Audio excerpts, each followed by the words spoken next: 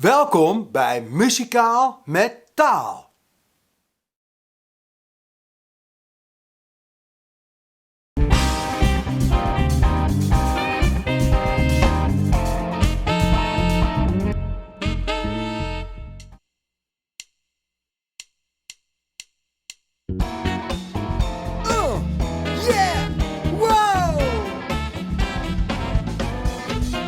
Met wat ik je ga vertellen, doe jij de spelling goed. Een ezelsbruggetje, wat je echt onthouden moet.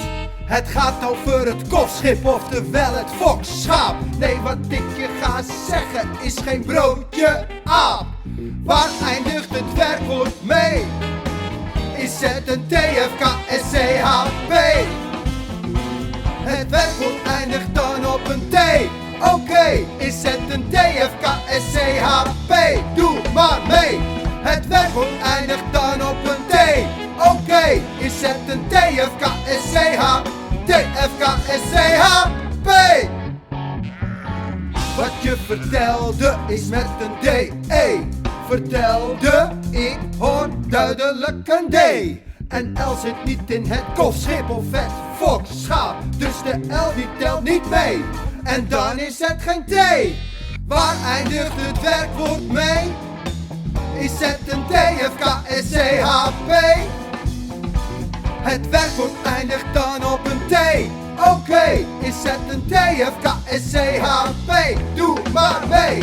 Het werkwoord eindigt dan op een T. Oké, is het een TFKSCHP? TFKSCHP? TFKSCHP. TFKSCH. Of het met een T of D moet worden gespeld, kan ook op een andere manier worden verteld. Verleng het dan maar met een E, dan hoor jij het verschil tussen een T of een D. Gebruik de stam van het hele werkwoord zonder E. En beloven wordt dan beloofde, want de V zit niet in het TFKSCHP.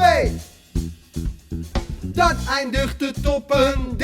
Maar zit het wel in het TFKSCHP?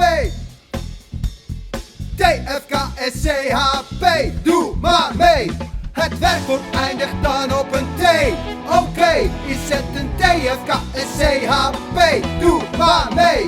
Het werkwoord eindigt dan op een T. Oké, is het een TFKSCHP? TFKSCHP. TFKSCHP. Dit was het TFKSCHaaP.